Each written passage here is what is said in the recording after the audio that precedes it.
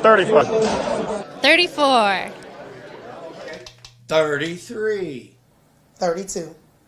31. 30. 29. 28. 27. 26. 25. 24. 23. 22. 21. 20. 19. 18. 17. 16. 15. 14. 13. 12. 11. 10. 9. 8. 7. 6. 5. 4. 3. 2. 1. It's time for mouthwash. Giddy up.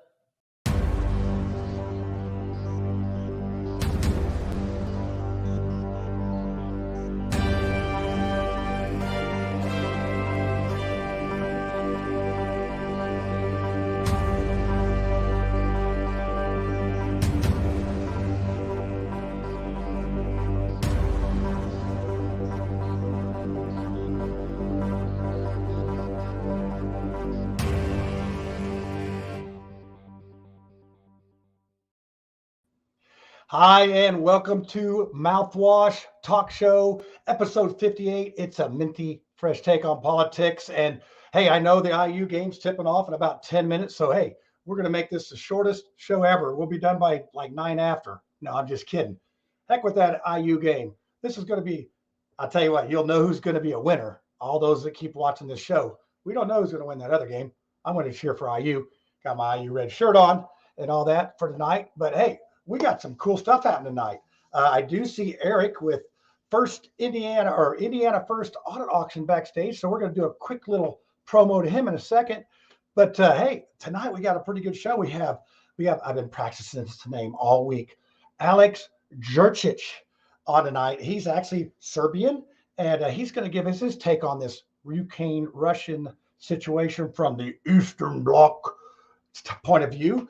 And that's going to be an interesting conversation. I think you might be surprised on how this goes. So it does look like we're getting quite a few viewers here, at least for 10 minutes. So anyway, I'm going to go ahead. I'm going to bring on Eric with First Indiana here, and let's see what we got here. Eric, are you there, sir? I am. Can you hear me?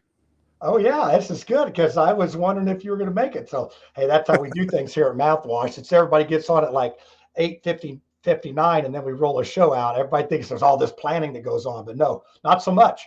But Eric, I wanted to get you on here for a quick moment. I know you're with clients and you stepped out for that, but hey, tell us about this Indiana First Audit Action and what you have coming up this Friday, I believe. Is it this Friday? Yeah, it's actually going to be this Saturday. Quick correction. Saturday. The 19th, it's going to be at 8 p.m. We're going to have an expose related to everything surrounding Indiana's elections. That's the processes, that's the results. Indiana First Action is a group that started in July of 2021, so about 9 months ago. And really since our inception, we have 7 groups that focus on evidence, right? We're evidentiary in nature. We don't deal in suppositions. So we're a group that focuses on what's wrong with the processes of Indiana elections, right? We have a FOIA team that's been FOIAing, our representatives around the state, right? County clerks, the Secretary of State, to name a few. We've sent actually over 950 FOIAs related to, hey, let's see the contracts that you're signing with these election vendors, right? Let's see what's the voter roll look like in your county. And interestingly enough, we've sent over 950. We've only gotten 20 back in case we were wondering. Real quick, could you tell us what a FOIA is? I mean, I think I know, but our audience may wonder what the heck is that and how do you do one? Gotcha. It's a Freedom of Information Act request. So what we're doing is we are requesting information that our government officials should be providing to us. You have to be very specific with your requests, but you can really FOIA anything, right? You can FOIA campaign contributions. You can FOIA where the government is spending their money, right? And ultimately, we have been really focused on FOIAing anything related to our elections. So 950 since July of 2021 is quite a bit, and we've only gotten 20 back. And I think that our main focus has really kind of been to break this narrative, this safe and secure and transparent narrative that our Secretary of State has so graciously used in the description of how the 2020 and previous elections were conducted.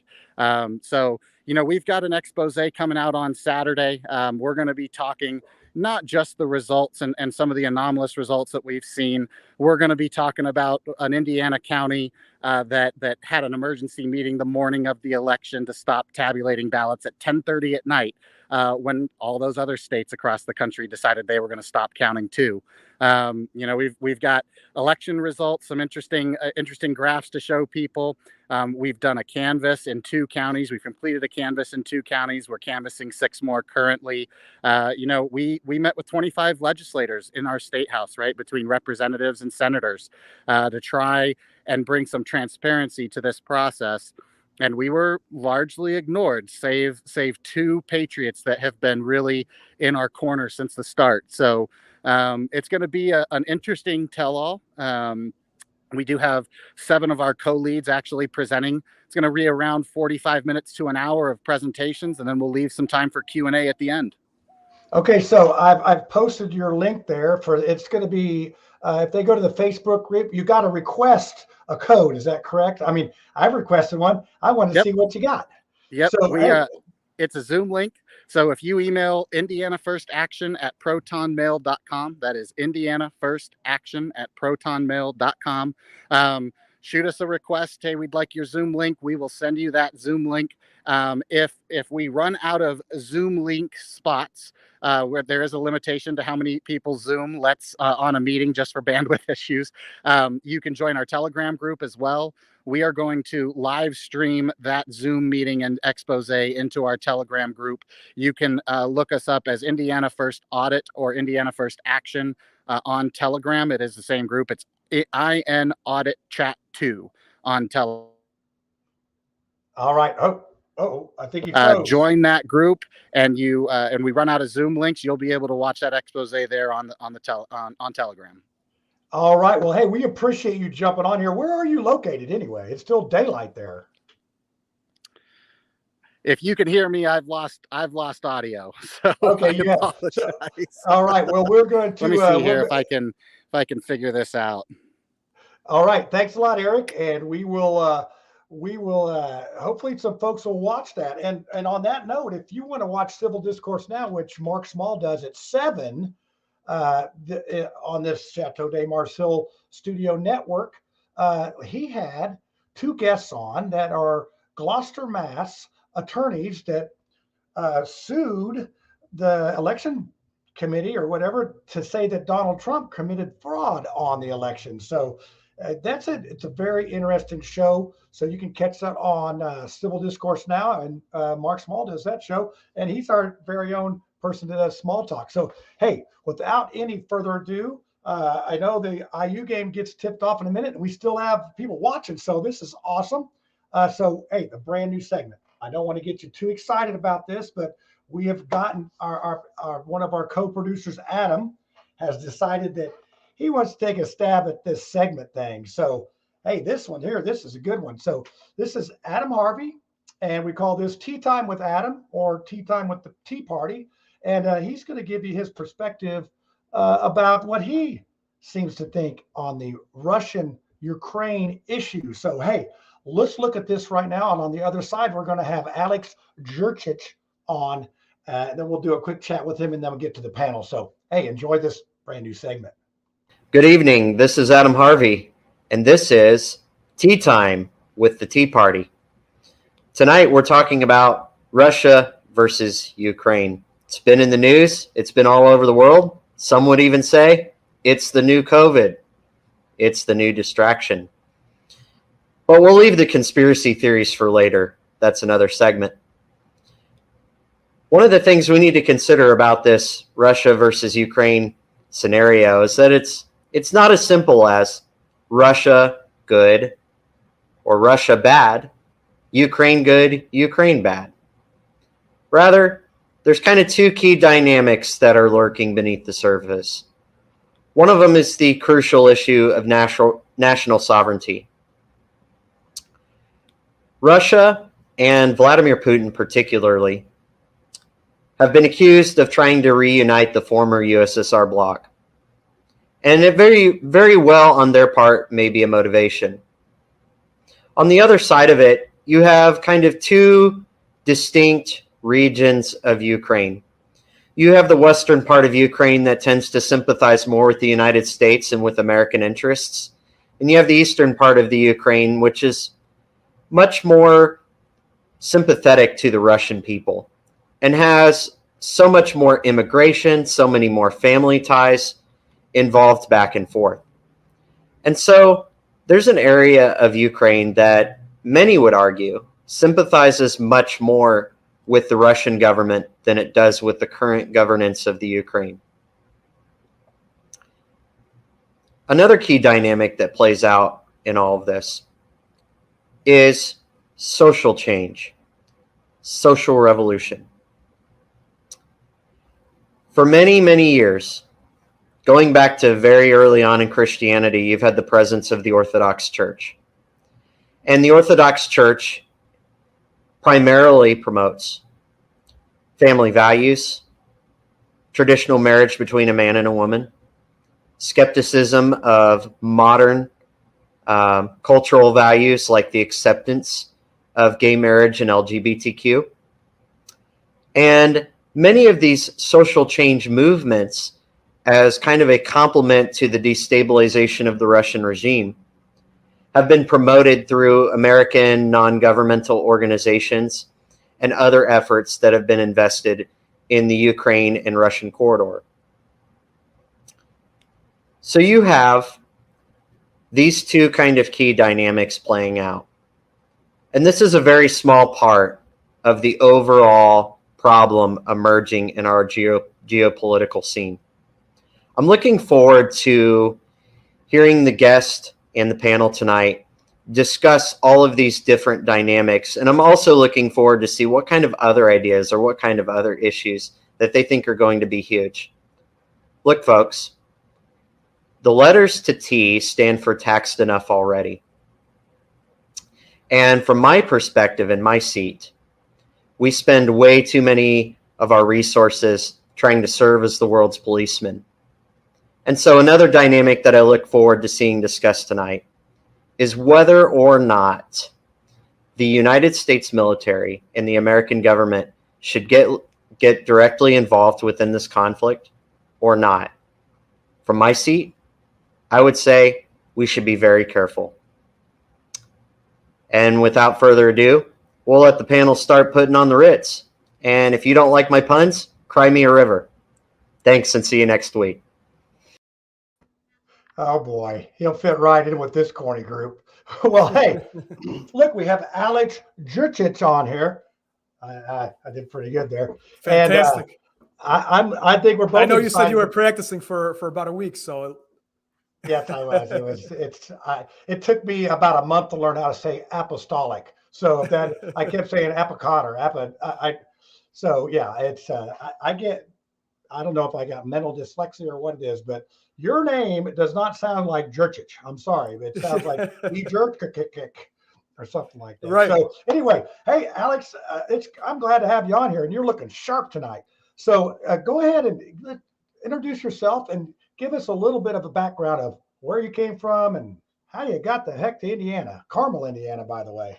Yeah, absolutely. Well, first of all, let me say, John, thank you so much for the invite. I'm really excited. Adam as well. I know he helped facilitate my invite. So I want to thank both of you. I want to thank everyone on the panel for the opportunity to kind of chat with all of you and all the viewers about something that I'm passionate about for many reasons. And you kind of talked about what my background is. And that's primarily the reason that I am passionate about this. I'm a Serbian American from Croatia originally. My family and I immigrated to the U.S. in October of 1990, immediately preceding the war in former Yugoslavia. Much of the war and how that played out in Yugoslavia is how much of what is occurring today in Ukraine and in the previous couple of decades in the territories neighboring Russia have played themselves out. How I came to Indiana, I think we'll just do a quick thing. I'm an attorney here in Carmel. My wife and I moved out from Chicago after my parents and brother moved to Chicago after immigrating. That's where I grew up. I went to DePaul, did political science, major in political science. Then my wife and I decided to come to Indiana to pursue our graduate degrees. And so that's where we are now here.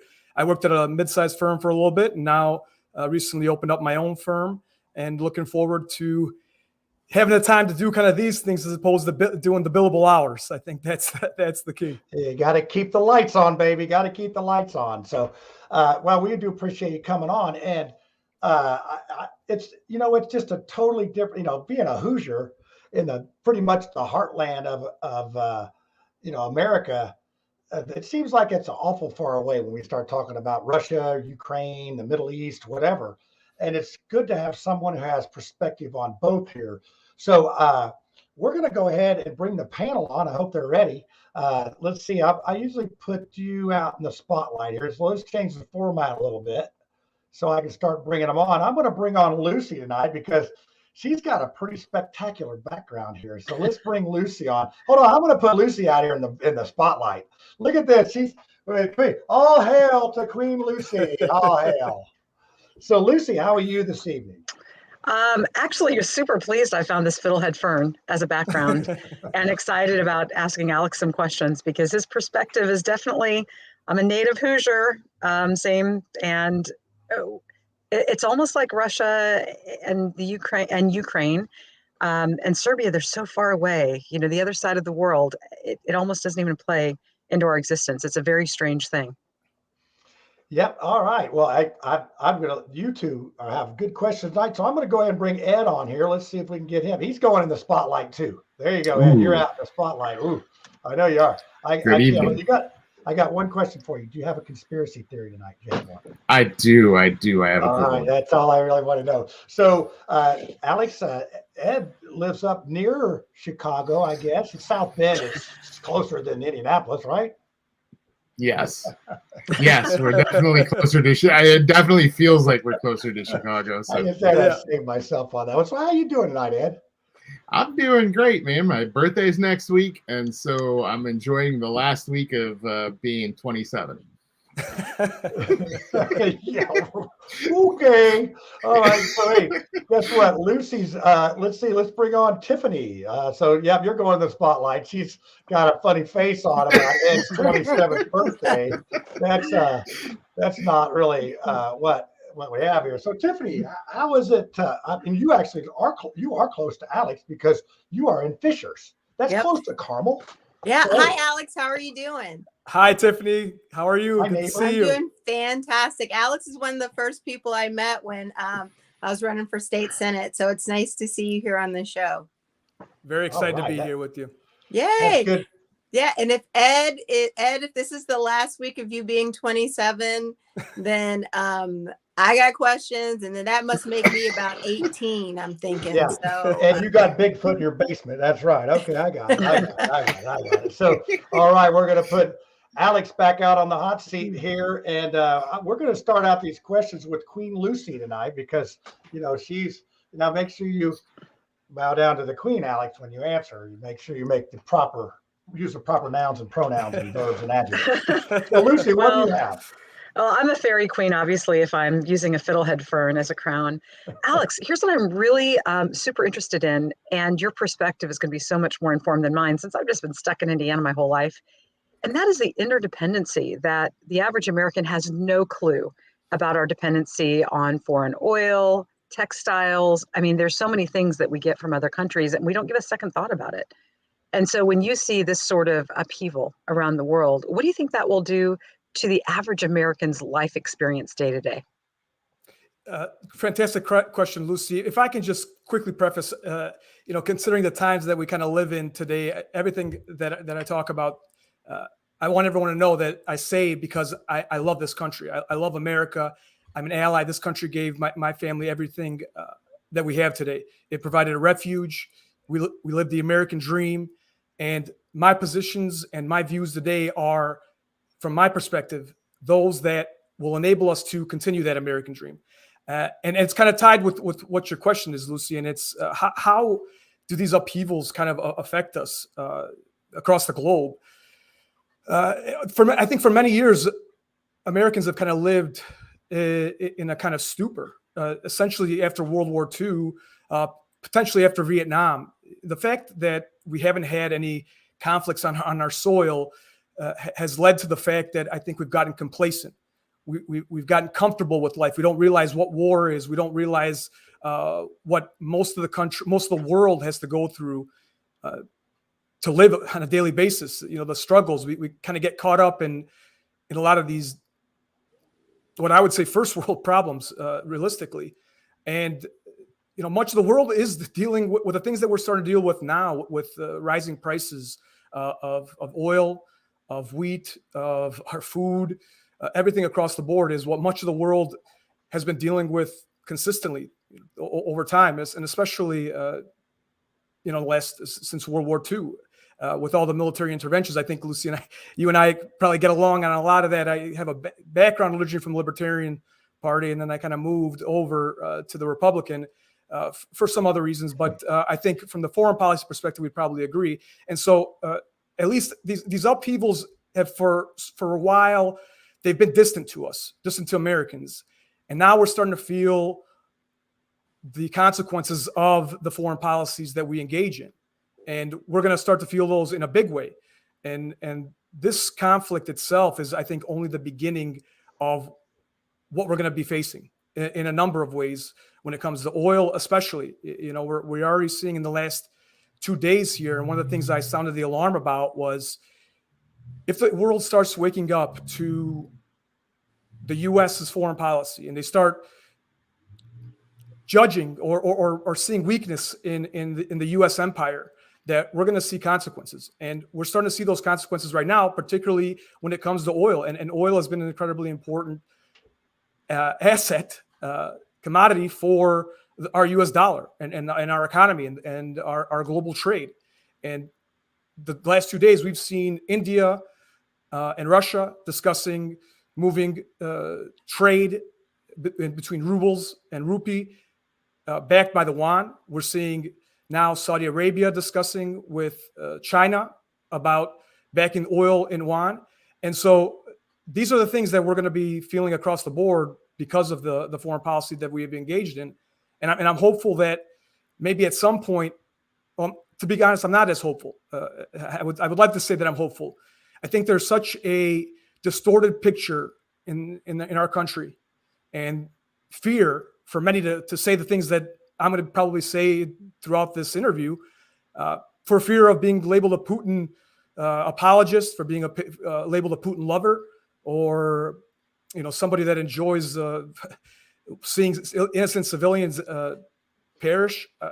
But we need to have these conversations, because if we want to maintain our empire and we want to maintain the standard of living that we've had and maintain the principles that we've kind of built over our 250 years, we have to start making changes. We have to start realizing what we're doing across the world and the consequences of that, and how these other countries are feeling about those policies.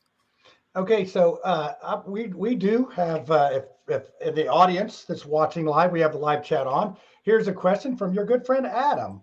Do you think the Russian-Ukrainian conflict is a cover and excuse for the debasement of the U.S. dollar? 100%. What do you think, Alex? I think it definitely is. Now, the question is, I know conspiracy theory segment is coming up later, so a lot of what I'm going to say is probably going to sound like conspiracy theory. But I'm ready. Yes, the question is, who's intending to do this? My argument is that it's our government, it's our foreign policy bureaucrats that are debasing the dollar by their policies, not by anybody else. And that other countries are going to take advantage of this potentially once in a lifetime opportunity to jump on the bandwagon and kind of rid themselves of U.S. hegemony. So, the signs in this conflict, it might be a good opportunity to kind of chat about how we've gotten to where it is. There's essentially three phases of this conflict that you can kind of look at. You can look at the interaction between Russia and Ukraine itself.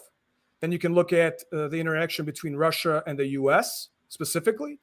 And then you can look at the rest of the world and the U.S., or more likely what you could say is East versus West, or even, I think, on a broader perspective, globalism versus nationalism. And so I think kind of taking those into account, the debasement of the U.S. dollar is directly related to that Russia, U.S. side and the global side, for the fact that since 1945, we have consistently engaged in incursions in so-called humanitarian action, war, to be quite blunt, in order to enforce the U.S. dollar. Our 750, 800 bases, they're there for a reason. And the reason they're there is to enforce that U.S. dollar. And for much of the time that we've kind of, since 1945, and then especially up until after the fall of the Berlin Wall, that's been our strategy. And after I think the fall of the Berlin Wall and the collapse of the USSR itself, we got, as I mentioned earlier, complacent. We lost kind of touch with where our position is. We become arrogant as opposed to highlighting the good things that we do, like our values, the civil rights, our Constitution, our Bill of Rights, those principles of free speech, free markets, free trade. We've gone a completely different route, becoming a bully, essentially, across the world. And we think that we've been doing it in order to kind of maintain our strength and our power. But from what I could tell, it's been the exact opposite. And the fact that countries here in this just 2 weeks that we've considered allies for so long are so quickly changing their tunes. India, Saudi Arabia, UAE, China, of course, has an incentive. Mexico refusing to kind of implement sanctions. It's the chickens coming home to roost on that policy. I know this is kind of a longer answer about the debasement of the U.S. dollar, but it's a very complex issue that has so many different factors that have kind of come in. And part of it is, the globalist perspective that we've kind of taken on and being continuing our U.S. empire. So to kind of wrap that up, who's doing the debasing of the U.S. dollar? I would argue that it's us, and that it's been our policy, and that our adversaries across the world and even some of our allies are taking advantage of that. And those that are our allies are potentially seeing the writing on the wall and trying to get out as quick as they can in order to move forward. And I think there's basis. I know it's a long-winded answer. And I think there's a lot of basis on that. There's a couple books that I would highly recommend. One of them is called The Fourth Turning. And this kind of looks back into history, 700-800 years, and analyzes these kind of phases, these turnings, what they call cycles throughout history, where they're comprised of these 4 cycles, 4 phases where there's some radical changes, and it's not a result of anything specific, but just a result of how human nature is and how we live. And one of that book specifically talks about the fact that from 2008 until today, there's going to be massive change. And I think we've seen that with the recession. I think we've seen that with our policies across the Middle East, Libya, Iraq, obviously, our other incursions, Afghanistan, Syria, we've seen that. And then most recently, Ray Dalio talked about the principles of changing order. And he also did like a historical analysis of the rise and fall of empires. And, he looks at the Netherlands, he looks at China, he looks at the British Empire, he looks at the US Empire, and now China, and he kind of gauges them in these 250-year cycles. And he shows that we're kind of now, as our US Empire, in that decline phase, and that China's in the ascendancy phase of all those factors: rising inflation, inability to pay debts, overextending your military capabilities across the world. And this is kind of everything that we're seeing at the moment. All right, that's a good one. I think Dorn just put tip off. So, hey, Alex, you're keeping our audience here, so they want to hear that. So, I know one good way to kill the audience. Let's let Ed ask a question. I'm just kidding, man. I'm just kidding. I'm just kidding. So, Ed, what do you have on your mind? I'm going to save the two neighbors for later because I know they already know each other and all that. So, See what happens when you let the youngsters talk. Yeah. Whatever. Oh, please. Alex, I just, and I agree with a lot of what you said. One of the things I wanted to touch on, though, you kind of opened to it, and when you and John were talking, can you share with us some of those similarities that you were talking about between, what you saw growing up versus in the conflict going on then and what's going on now? Can you elaborate on that a little bit more? Absolutely. I'd be more than happy to. Any opportunity that I have to talk about the war in former Yugoslavia and kind of the things that I grew up with and my family experienced, I would love to. I think the war in former Yugoslavia is essentially a practice round for what we're seeing today for the big game, which is Russia, and that's part of the reason that Serbia has, over the last 3 decades, kind of been seen as a pariah by the West, whether for justly or unjustly, as a kind of mini Russia, so to say, or a center for Russian influence in the Balkans. And I think there's some reasons for that to be the case. I think we've always seen Russia as a traditional ally throughout history, dating back especially to 1917.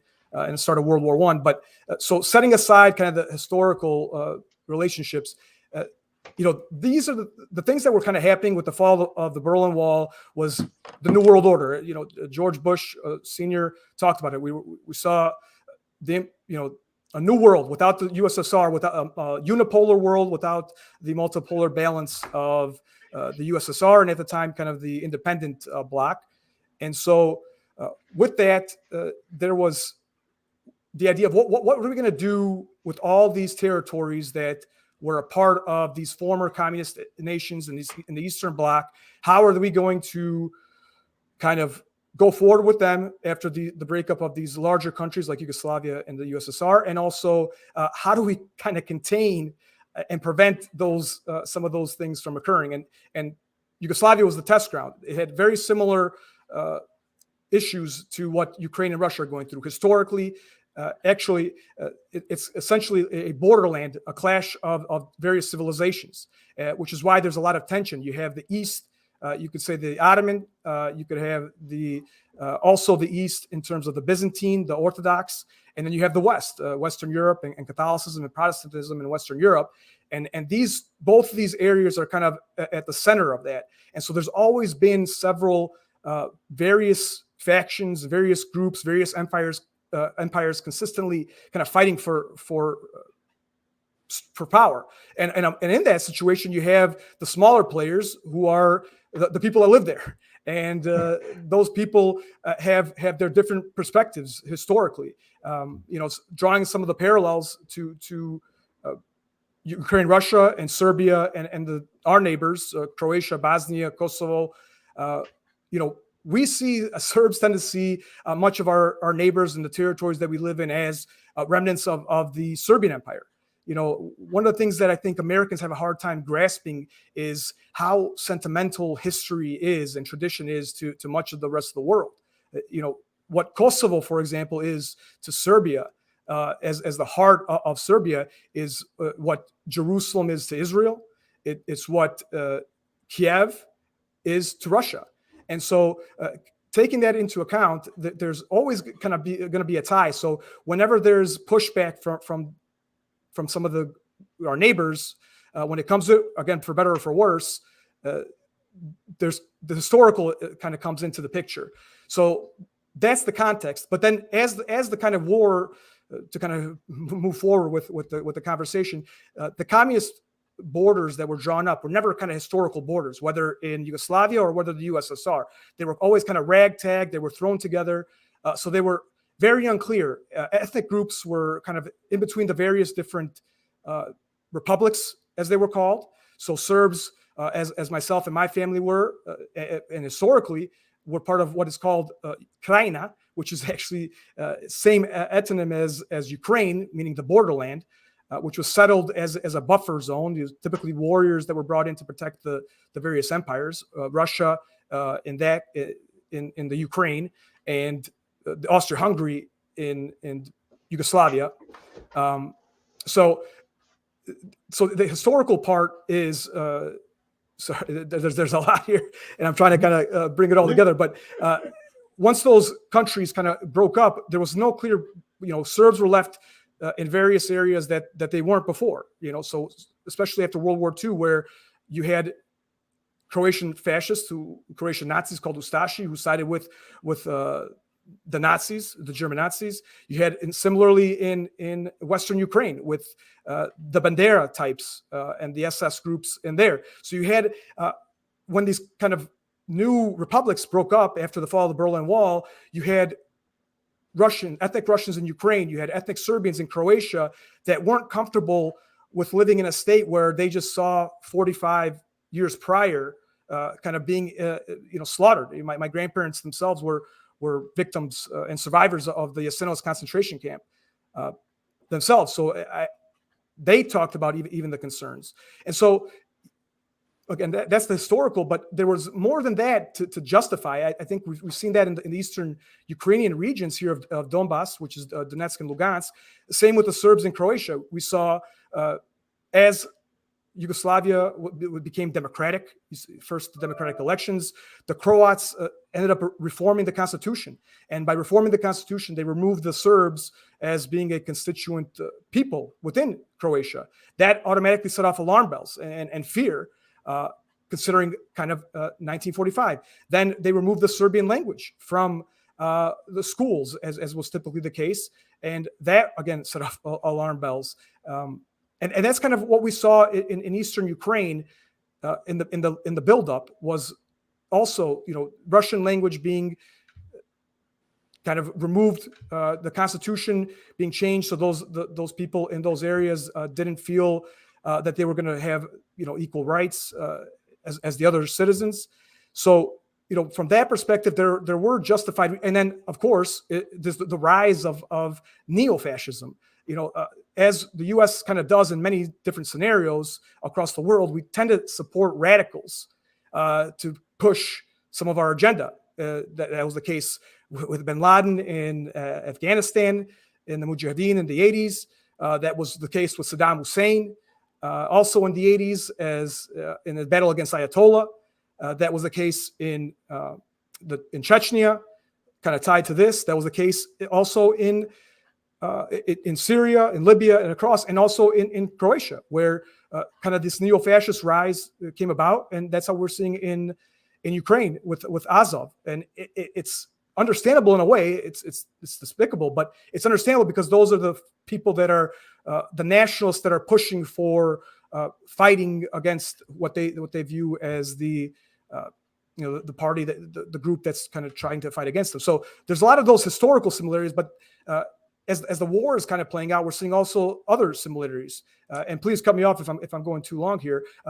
At least in terms of like the propaganda aspects, war is dirty no matter what side you're on. There are no innocent parties in war, and in order to kind of justify the war cause, whatever country you're in, Russia's engaging in this, U.S. is engaging in this, Serbia's engaging in this, Croatia's engaging in this. Historically, you're engaging in propaganda. You're trying to push the cause, and that's we're seeing a lot of those similar things that I grew up with, and that's how I became passionate about being an attorney, passionate about foreign policy. I was watching, knowing the truth on the ground, and what we would call now has become the typical thing is the fake news and the corporate press kind of changing the story as a tool of the regime, which is I have a actually question. Yeah, please. Okay, yeah, we're gonna get to you. So- Tiffany. Hold on, one second before this. So, Alex, I'm gonna put you on the spot here. You speak to Serbian, right? So That's correct. Tiffany's gonna ask a question. I want you to answer a short answer in Serbian so we can hear your tongue, and then answer in English for Tiffany. I was getting to you, Tiffany. I saw you over there. So I'm sorry, Tiffany. No. It's So a, passionate it's about a quick this stuff. question because you were talking and I was listening. And you said that there's no one innocent in war. And I think that the way that this invasion of Ukraine is playing out, we're seeing a lot of people that look like average people who are walking and dragging their suitcases, and kids and people who are living underground without food and water because their country is being invaded. And I know that I don't have the same historical perspective that you have. But based on your knowledge of the history of the region, your relationship and your ties to the area, very simple question: whose side are you on? I am on. I think it's a great question, and I think I am on the side of truth. And if I'm on what the side is of the truth? This is like Sophie's choice. What is right. the truth? Right. And I think the truth is in this scenario that Russia is on the side, if we were going to kind of balance it, more on the side of the truth and of justice in this scenario. They have done everything kind of possible to avoid this. We have to remember how this all started. This was in 2013. There was a second color revolution after 2003. This is a second color revolution, Euromaidan. The democratically elected president at the time, Yanukovych, was overthrown by Ukrainian radicals. It wasn't even the Ukrainian government. 50% of the Ukrainian population supported that government at that time. That was democratically elected. After that happened, that's when kind of all these problems arose, because those ties, as Adam kind of mentioned in his intro, the East has always kind of been different from the West, and the Eastern side was not very happy with that decision, and so they were pushing back. They had their own protests, and they sought broader autonomy. They sought more respect for their more federalization of the country because of the color revolution. And it was our government who engaged in that color revolution. John McCain, the neocons, John McCain, Lindsey Graham, these are the groups that have been pushing kind of these things. So people forget this war didn't start yesterday. The fire and shellings and murders didn't start yesterday. It started in 2014. 13,000 people were killed in the lead up from 2014 until today. People don't recognize that. The people in eastern Ukraine, in Donetsk, have been literally living in their basements under siege. The Russians in that region. My wife is from a region. She's from Serbia as well. She's from Smederevo. Someone in her village is married to a Russian that's from that region. Her and her parents fled in 2014 before all this occurred. So these are things that have been happening, and it's our government that's been pushing it, unfortunately. And there have been agreements on the table, as is often the case. The Minsk agreements, Minsk Protocol and Minsk II, specifically in this case, so two agreements, as there were in the past, in also in Bosnia, that would have avoided the war. And our government, unfortunately, for better or worse, torpedoes these agreements because they feel that these are in our better interest. I argue that they're not, and as a result of that, we have what we have today. And so it's despicable to see any death and watching these videos of these deaths and the 600 civilians that have died so far, and more likely more coming up, and the 1 million and 1.4 million, I think, was the number of refugees. This was all avoidable. And this was a move to do this because Russia, I think, for many reasons, did it as well. I think they have their own selfish reasons. But I think there was, and I had prognosticated a few weeks before even the invasion occurred, that the Ukrainian army was going to essentially try to do what the Croatian army did in 1995 with Operation Storm, which was to quell the Serbian rebels and the Serbian population uprising in that area. And in that operation, 250,000 Serbs were expelled in 4 days. It amounted to 3,000 deaths. And this was the strategy that was employed and organized by our government, organized by U.S. generals. And these were the things that I think Russia had in mind, again, watching how everything played out in the 90s in Yugoslavia, whether Bosnia, Croatia, and then later in 99 with Kosovo. They saw this kind of playing itself out, and there was more than enough information to show that there was a troop buildup not just on the Russian side, but also on the Ukrainian side, that look to be, in order to, if they don't want to come to agreement on Minsk, there's only one other way to end the conflict, and that's to implement some kind of a tragic policy like that.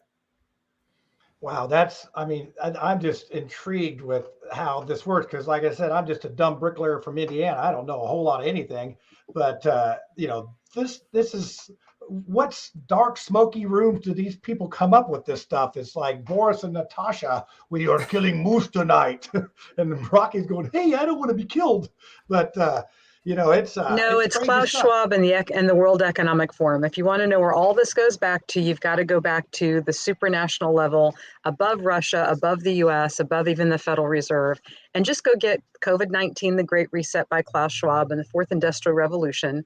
They tell you exactly what they're going to do, which is why the drum that I keep beating is local relationships, local food, because if you don't know that China's already bought up the current and future soybean, corn, there's just going to be no food in this country unless you grow it yourself. So I'll shut up. Getting my chickens next week, Lucy. So, hey, I'm not letting you off the hook on this Serbian. I want to hear some Serbian stuff. So why don't you tell your mom and dad that you're famous on the Mouthwash show in Serbian and all that for us real quick? Because I want to hear the Serbian tongue. I want to hear it. Sounds good. Ja želim da prvo da pozdravim moje roditelje, mog brata, moju suprugu, svu familiju koja gleda. Naravno, moj srpski narod, nadam se da vas predstavljam na pravi način. Ako Bog da, ovo je samo početak tog puta i ako ovaj put nije dobar, nadam se da će svaki put biti sve bolji i bolji. Tako da, vi ste moji i vi ste moja podrška i nadam se da ćemo zajedno svi da proguramo dalje. Them's fighting words right there. I don't know what you said, but I'm mad. I can see what the problem is now. Somebody feel insulted too. Yeah, I don't know. I thought I heard you say that there's a Zionist program in there somewhere. I don't know. I speak French, not Serbian, so I'm making it all up. A conspiracy theory came early on this one, but I just wanted our guests to know that you aren't just somebody we just dug up somewhere and said, "Hey, put this suit on and act like you're from Serbia." I would have some proof. So hey, this must be a really interesting show, or IU must either be really winning a lot or really losing a lot, because we're still up there on our viewership here. So we want to thank everybody for sticking around with us. So hey, who's got another question? I mean, do you panel? I think Lucy, you got another one. I know you do. Are we gonna do small talk? Yeah, we're gonna do small talk. You want to? Hey, let's do some. Yeah, questions. You want to do small talk? You want to do questions? My question is always, around the world. Obviously, you have family back home in Serbia. Are people as aware or even more aware than we are in the United States about what's really going on? Because there's only about 5% of the population that's like me, that knows about the World Economic Forum and that the Federal Reserve isn't federal and the 16th Amendment was never ratified and all the stuff you call conspiracy, but is actually fact. So do people around the world know what's really going on too? Are they on our side? Are they fighting the same evil that we're fighting? I think that's why, and Lucy, thank you so much. This is why I think we come from the same kind of political persuasion. The world is recognizing this. I've said this. I was posting this all on Facebook at the start of this conflict. We need to recognize what this is going to mean. The only reason that the world has respected us up until now is either they felt that we were their protector, or that they felt they could use us. Once either of those things go, we are in big trouble. Because of the policies that we've had over time, where we have never maintained a legit friendship. We don't have historical friendships. We jump from party to party. And the world is very cognizant of that. Unlike, sadly, what our students go through in the education that, our public education that's the standard, as opposed to those who actually have to go out and research on their own, is inadequate. Which is much different in these foreign nations where they feel the brunt of these policies. Kind of tying back to earlier, we don't feel what this means. We have a good standard of living and have had it, and if we do, it's minimal. So the world is recognizing these things, and now the question is the readjustment, right? And I think what you had mentioned is kind of tying it more is the globalist movement between kind of the individual. Ethnic national movements, the sovereignty movements, those that want to have various they want to have their own sovereignty. They want to be able to decide on their own for the future. They want to protect, if they don't see things the way that the globalists see them, or the World Economic Forum sees them, or these woke ideologists, ideologues, they don't want to have that. And that's where a lot of this is going. The world doesn't agree with this. They want to have a world where it's multipolar. They have the freedom to live their culture as they see fit historically.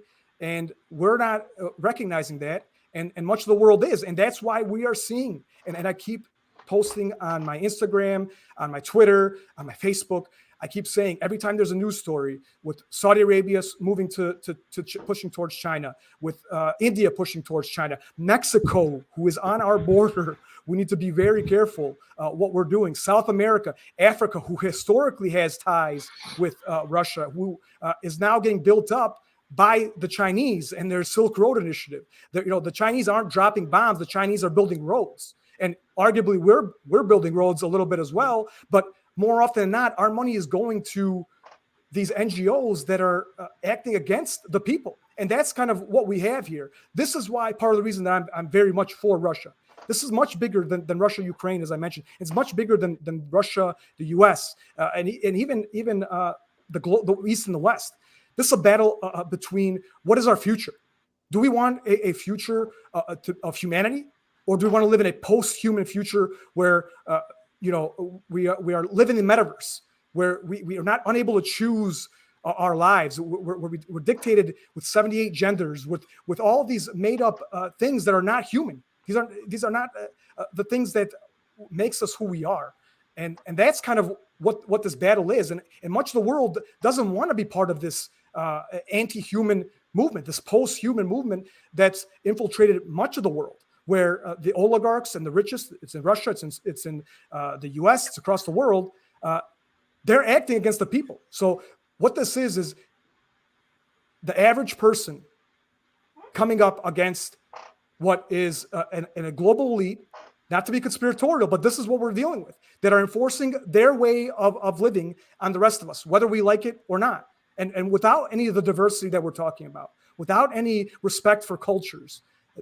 It's completely antithetical to what we have, and this is a continuation of everything that they built their wealth, they built their control. I think what we've seen with COVID and what we've seen with BLM and the other the vaccines, everything else, they're able to control now the domestic policies in much of the world. Right. We saw what they could do with the truckers. They were seizing bank accounts. They were freezing bank accounts, freezing crypto exchange accounts. We saw in the U.S., you don't go along with public health policy, you're going to lose your job. You're going to get fired. So they've proven that domestically, they can do what they want. We are powerless up against them.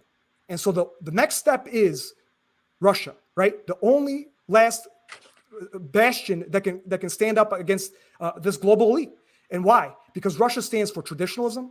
It stands for family. I got to stop you right there, Alex, because Vladimir Putin went to the world, the young global leaders school, right along with Justin Trudeau, that is run by Klaus Schwab. So, whenever I see the mainstream media come against one country and we're beaten over the head, support Ukraine, it immediately makes me suspicious.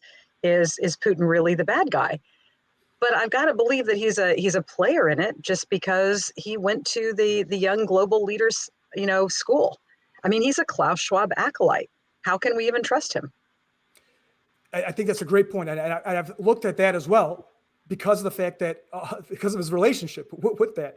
But what people have to realize is the Vladimir Putin and Russia is experiencing a renaissance. It's a renaissance of traditionalism of the Orthodox Church, and for so long I've kind of been wary of talking about religion and faith and all of these different things because to be honest, I kind of didn't think that there's something to it. But the more you see it, the more that's what it is. And Putin has kind of gone against everything that this global elite wants. He's rebuilt the Russian Orthodox Church within Russia after the communists who tried to wipe it out completely. But he's KGB, he's a spook, and religion is a drug that's useful to control the masses. That's a good point there. that is a very valid argument, and I may be wrong.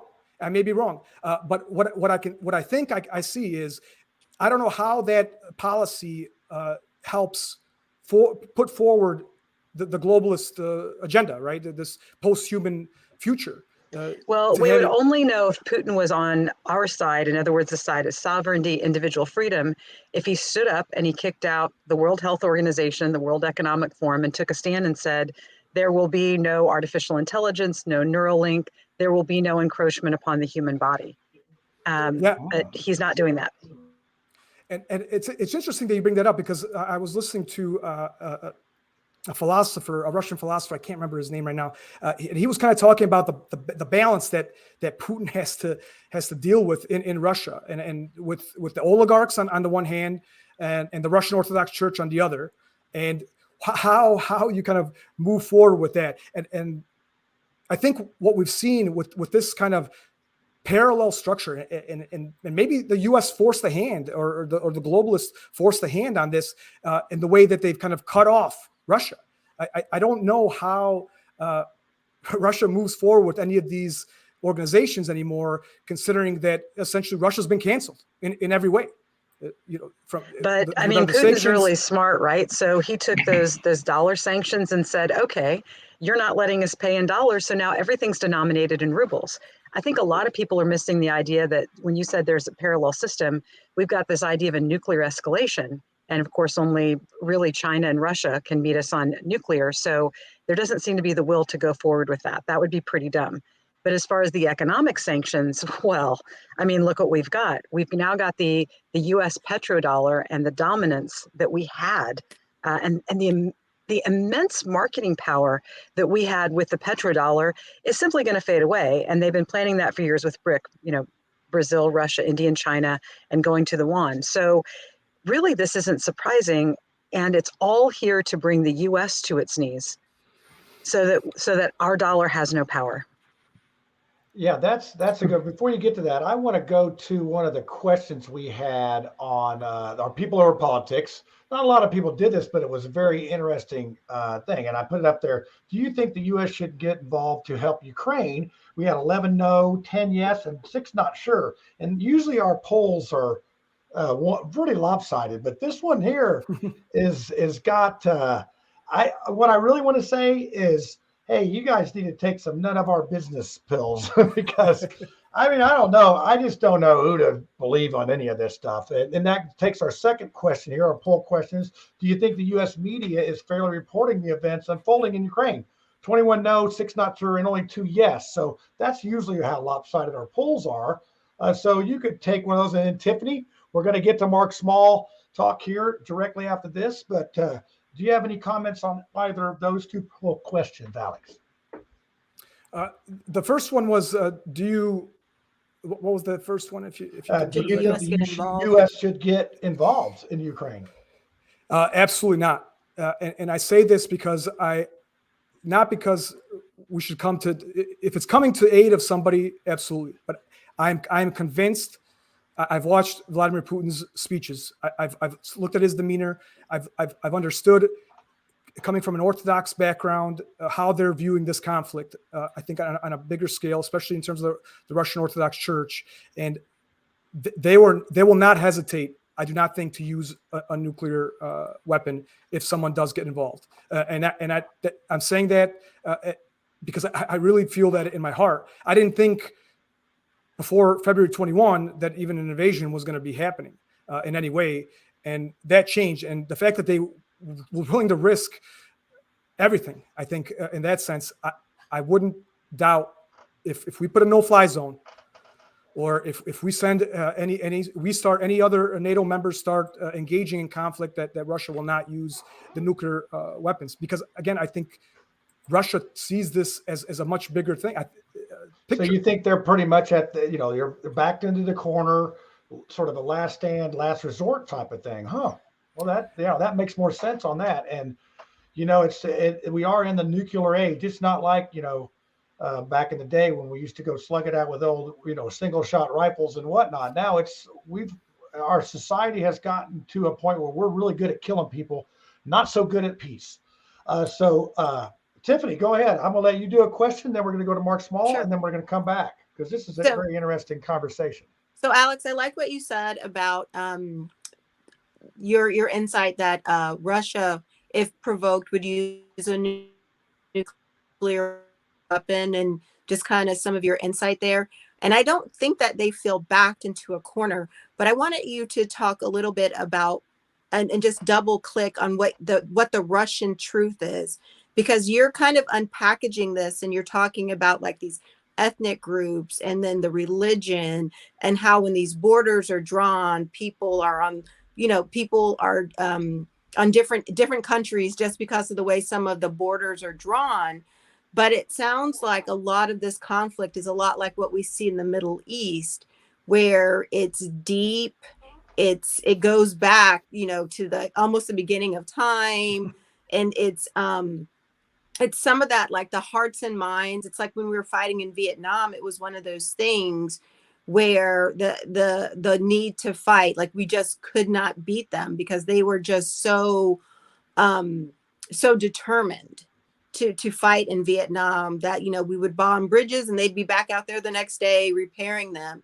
So what is the Russian truth as they're invading the Ukraine? Is it bringing back the land that was theirs? Is it unifying? Because you're talking about the folks that are on the eastern part of Ukraine, that they're more sympathetic to Russia. So is it just the need to just re-annex Ukraine, or is there something else that's going on?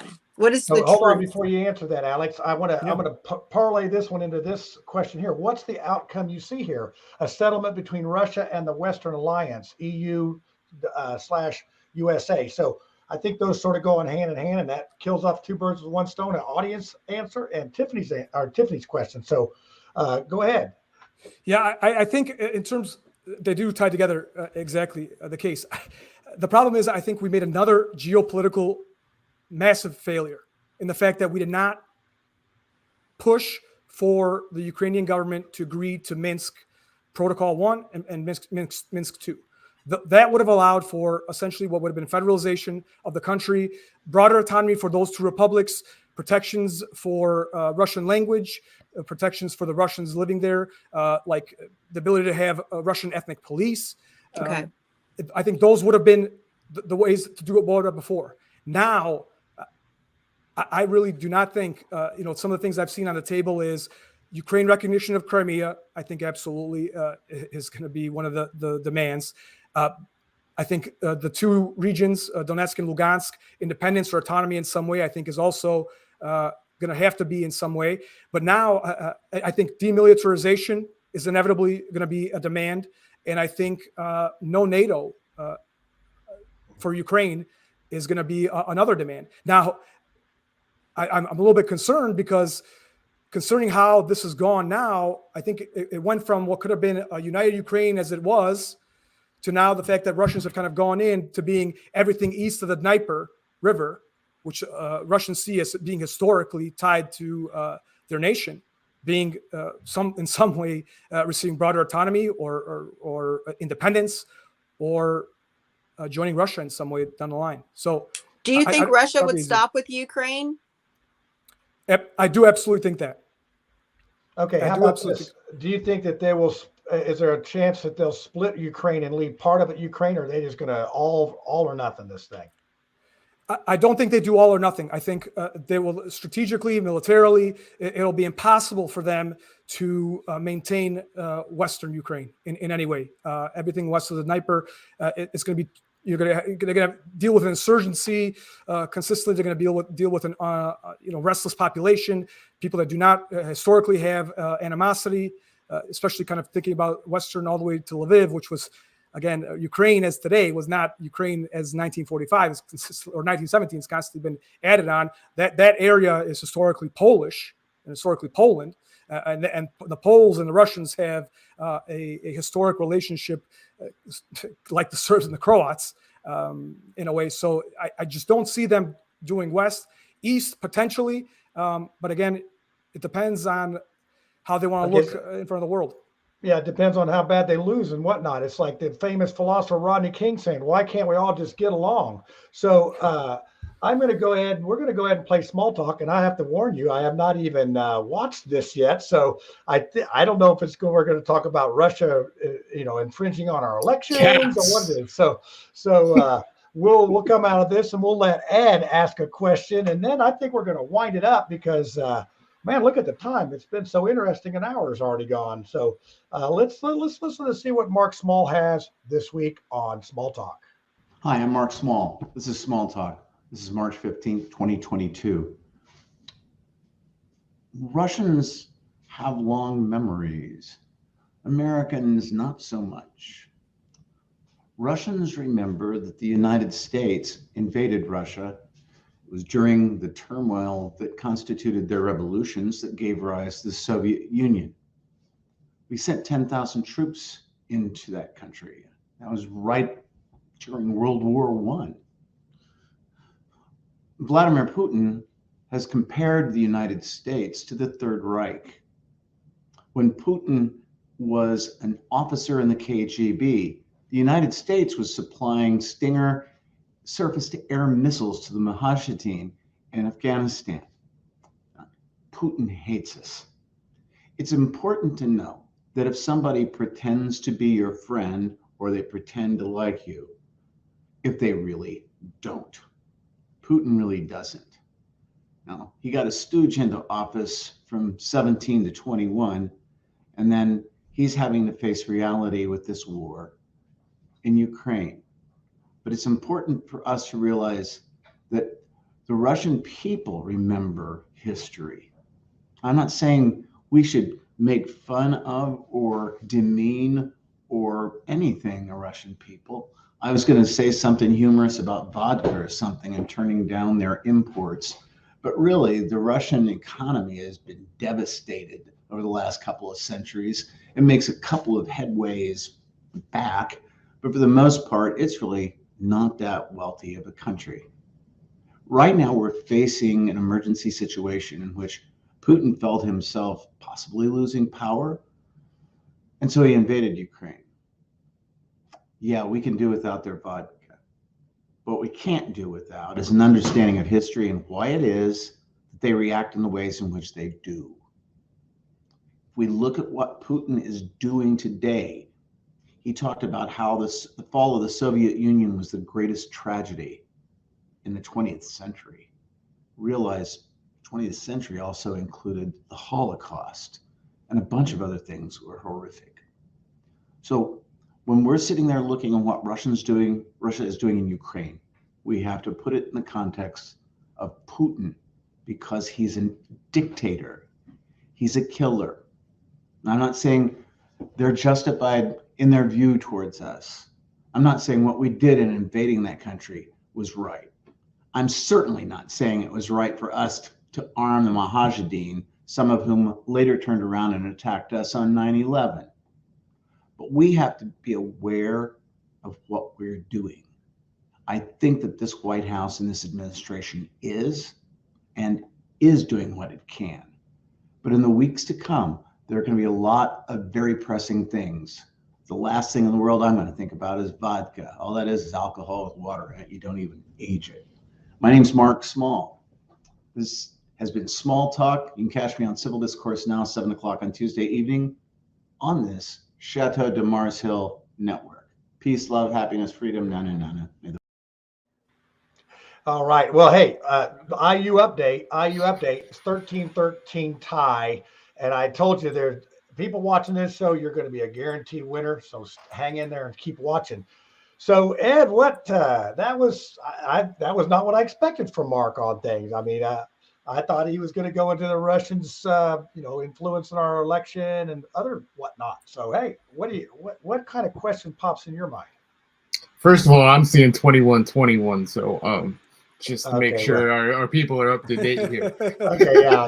Ed's our sports guy. You didn't know that. He's still cheering for Favre to come out of retirement. So I want to go back to the idea. And first of all, I'm opposed to crossing borders, whether it's the U.S., whether it's someone else militarily.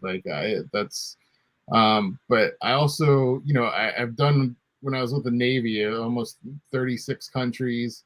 One of our big things, we were on humanitarian missions a lot of times, and it was amazing to us during that time. The AIDS crisis was going on, and we couldn't, we were showing up with medical supplies, and they were like, well, where's condoms? Like, that's the number one thing that could help us right now. And we couldn't, that was off the table.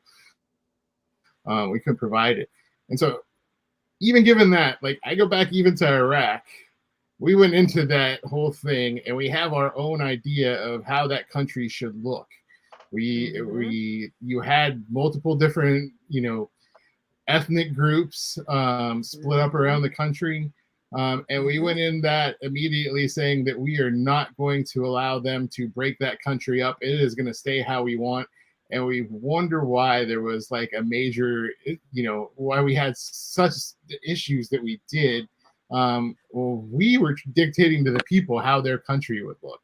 And so I just have a major issue with outside forces. Even when we go to Ukraine, I understand what you're talking about historically, but can you talk a little bit about that, like how that played, Yugoslavia, Ukraine, Iraq, like all the way around?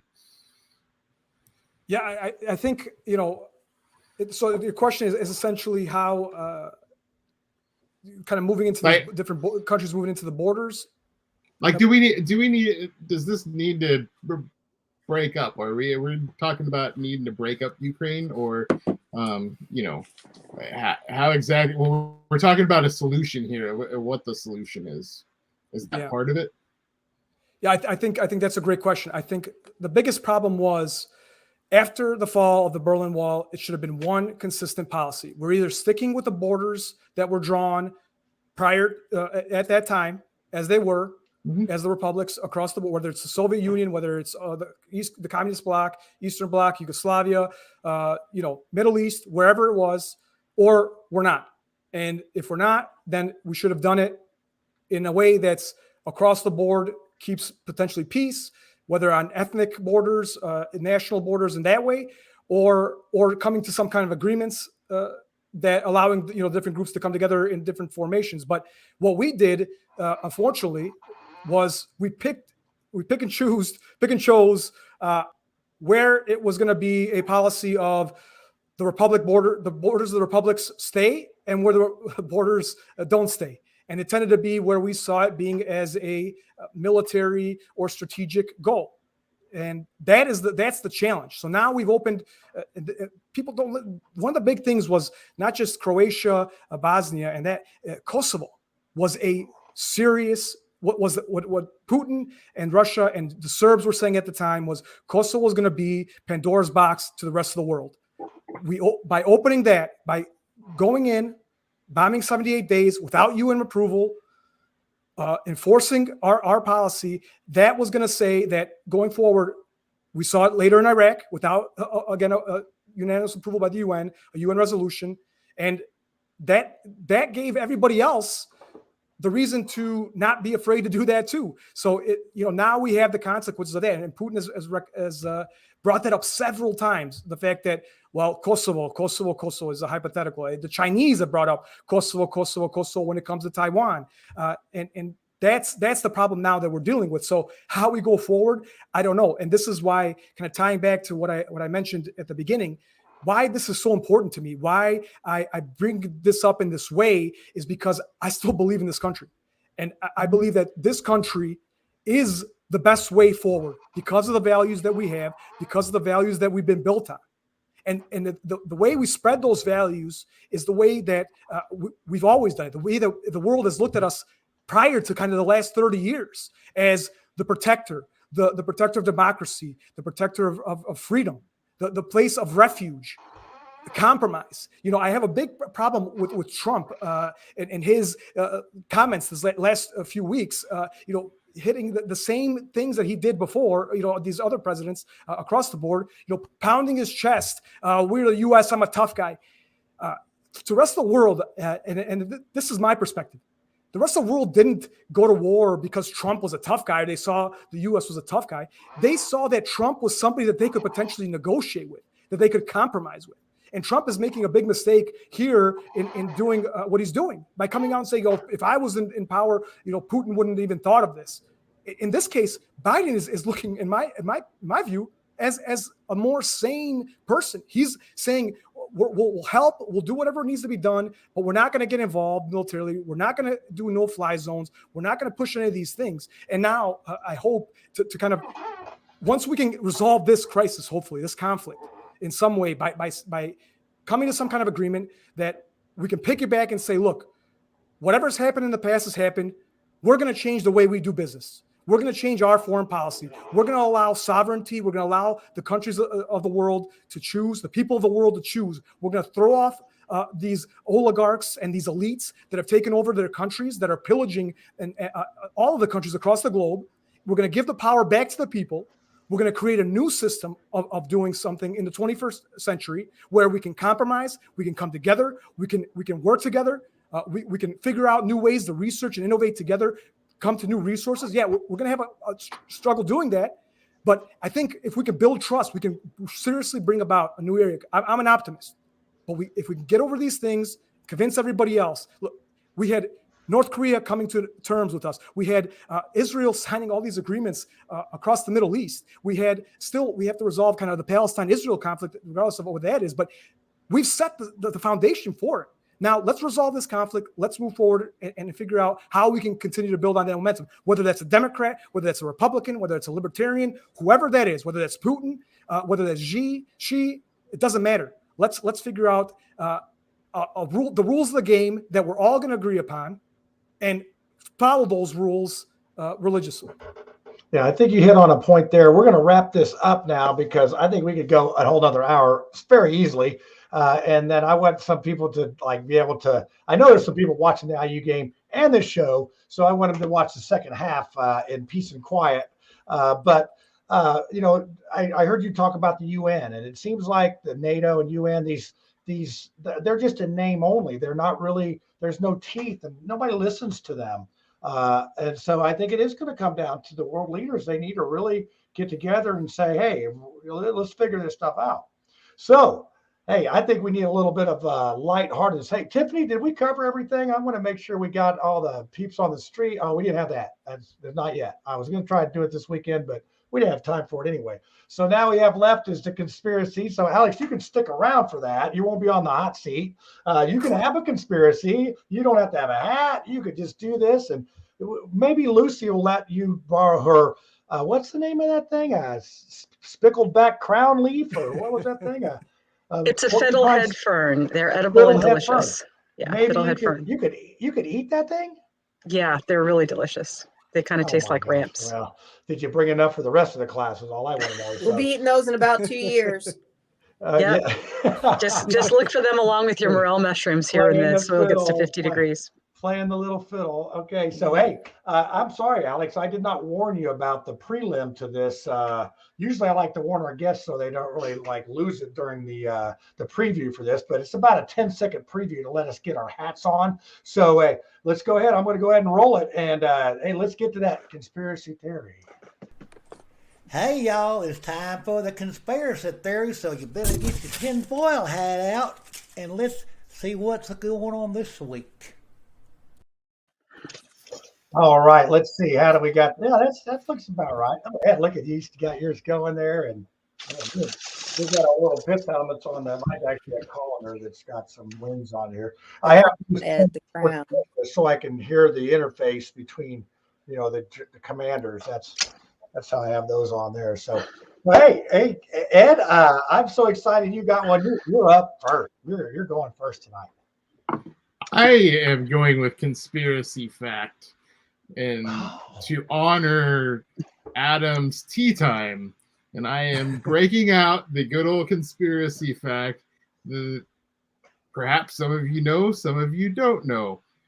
But back in the Middle Ages, the aristocrats had a really bad case of syphilis running through, all the aristocrats. And they did not want to disclose what it actually was. And when syphilis gets bad enough, your joints start to freeze up and you cannot bend your joints. And so when they were at events and Any of the drinking their joints. tea, their pinkies were out, right? Because you cannot bend your pinkies and your fingers when you have syphilis. And of course, the commoners saw all the aristocrats drinking with their fingers out, and they assumed that this was the thing that you do when you're high and mighty. And so drinking tea with your pinky out became a thing, and now you know why people drink with their pinky out. Well, Good one. I'll tell you what. Who knew this was such an educational show? I mean, we learned about the Eastern Bloc countries tonight and tea. How to put your finger out. So, all right, Lucy, you what do you got for us? Well, of course, it has to do with Bill Gates. I mean, let's go ahead and start there, and his good buddy Klaus Schwab. And I'm just seeing the entire Ukraine Russian debacle as a way to, again, conspiracy fact, to bring down the U.S. dollar, for inflation to soar, for the American people to ignorantly clamor for the digital dollar to save them, and then we'll be on vaccine passports, except for those of us that live out in the woods. We'll still be out here, and maybe some blue helmeted UN troops will come rolling down the road, and we'll have to engage in some skirmishes. But I do want you to know that, seriously, like, grow your own food. Those of us out in the country are trying to grow extra so that we'll have some that we can bring into the cities. But if you're not growing your own food, if you're not purifying your own water, if you're not, buying even one little small solar array that you can use to, I don't know, power your laptop or your cell phone, you're going to be in a world of hurt. And buy silver rounds too. Silver's still about $30 for a silver round. If you're not getting them now, they'll probably be $100 by December. Wow, I got some silver bullets to keep the vampires away out here in Mars Hill, but I didn't know that's the kind of rounds you're talking about. That's the kind of rounds you're talking about. Oh, sure. But I do want people to know, if you're going to buy rounds, buy, if you can, the Canadian maple leafs. They're 0.9999 pure, and you can use them to make colloidal silver. So if you don't already know what colloidal silver is, make sure that you Google that and find out how to make it. That's going to be super important for your health. That sounds like right up there with Ed's syphilis comments. Whatever you just said. But okay, Tiffany, what conspiracy theory Alex, Tiffany never has the conspiracy theory, so she just doesn't play along that much with it. But you got something tonight? What do you got? So keeping in the theme about ruining the world and probably, having sex with too many people. I maintain that married people are ruining Tinder. What? What's Tinder? Exactly, right? So I'm on, I'm not married, I'm single, I'm on Tinder. I've been on Tinder for, I think, damn near user number 3. But I came across a friend's husband on Tinder probably 30 minutes before the show. And it just shook me to my core because, one, like, they live like in the neighborhood over. So it's not going to be a very long walk. No. Were they to the right or to the left? I swiped. Anyway, but the thing is that you guys are horrible. The thing is that, like, there are just so many, like, horrible ramifications. Like, if you use it while you travel, blah, blah, blah, but you're home. I mean, your picture's up there. Hopefully he'll be hacked. I mean, that's the only story that he can really probably go with, is that somebody took his information, his picture, and put it out there. But I guess my conspiracy fact is that married people are ruining Tinder. Married people, please get off of Tinder. Leave it to people who can, interact and not have any ramifications, because you will ruin your marriage, you'll ruin your life. But I am available to sell your house. So, sell. Have you? How many divorce attorneys do you know? I mean, you could be like finding your clients and then making sure that you're there on the back end to get the listing. I know I would do that. My best advice to you is don't be the messenger. My husband gave me some very good advice 25 years ago. Good friend from high school. worked with my husband. It was obvious that this guy was like playing around. And I'm like, oh my God, I have to tell her right away. And he's like, no, honey, you never tell them because then they shoot the messenger. So she and I are still friends. Oh yeah. Because Not I didn't tell her. absolutely not my job, but just married people get off a Tinder. That's it. Just you're And ruining it for the rest of us. If you're 18, how long ago was you start this Tinder account if you're user number 3? Well, like me being 18 was like you being 27. So you do the math. Theory of relativity. All right. You put that I want to know exponent if out Alex, there. we got to give Alex a chance if he's got a conspiracy theory. Do you have a conspiracy, Alex? Do you don't have to have one. I mean, you can see how this is going.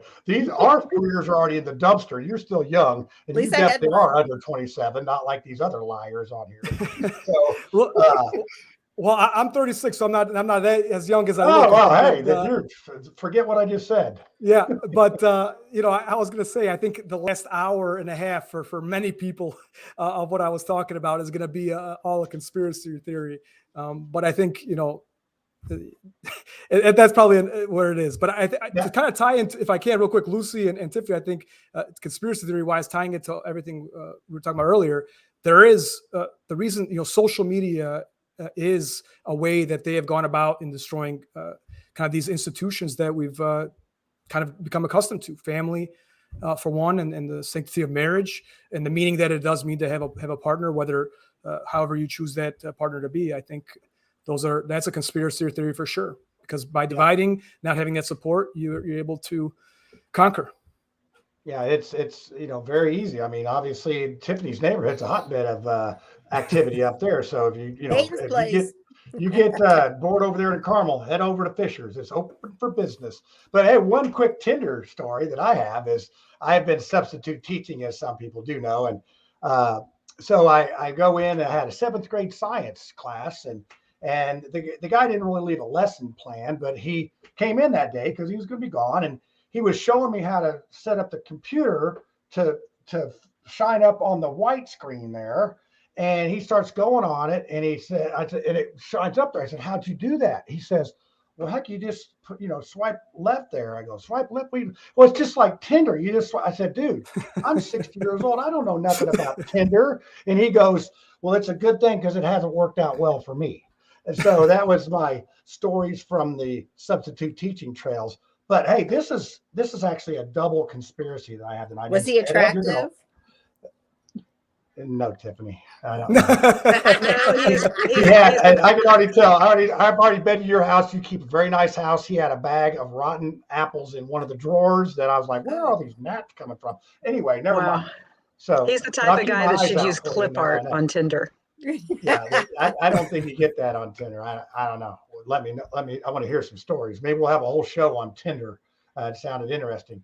But hey, this is a double conspiracy. One, this is it's about John Madden. A lot of people think John Madden passed away a few years, but no, he's still alive. He just, he doesn't like to fly. It got to the point where he really didn't want to be out in public, so he's actually still alive. He's actually in a bunker in Green Bay. Now, the second part of this is he's been talking to Brett Favre. And Madden called me this week. He's saying, I got some information for you about Favre. He's coming out of retirement. Jeez. So 2 things. Madden's still alive. Favre's coming out of retirement. And what sparked this is the Brady deal. If he can come out of retirement, then Favre, he's good to go. So painkillers help with everything. Hey, with everything, it's all good. So hey, I think that's going to be a wrap for our phone. Anybody got an IU update on the score here? Let me go to the chat real quick and see if anybody. 30 to 25. Who's winning? IU. Oh, okay. But I wasn't watching the game at all during this show. No, I know. I even you didn't even flinch when I said Favre's name, and I know that made a difference. So, all right, everybody. Well, hey, this has been a very interesting and enlightening show. I'm sure we maybe asked more questions than we answered on some occasions, but hey, as usual, show next week. We are going to have an immigration attorney on from Texas, and we're going to talk about immigration. So we're going to do that. And then after that, we're going to open it up to some of the candidates, any candidate that would like to come on the Mouthwash show and go through this grueling regimen of questioning by the panel. Just mouthwashtalkshow@gmail. Send me your info. I already have some victims. I mean, some guests lined up. So with that being said, hey, thanks for watching. And, one eye on the IU game, one eye on our show. And you can always go back and listen to it later. We're on YouTube, we're on Facebook, and we're on Twitter and all sorts of other things, but not Tinder. So anyway, yeah, we'll see you all again next week. Alex, you've been a great guest. You We'll have. have you on again. You earned your paycheck. Thank you very much. All right, everybody. You guys were much easier on me than I expected. So the future, don't worry. We're teddy bears. So, all right, everybody, have a good week. We'll see you next Tuesday. Thanks.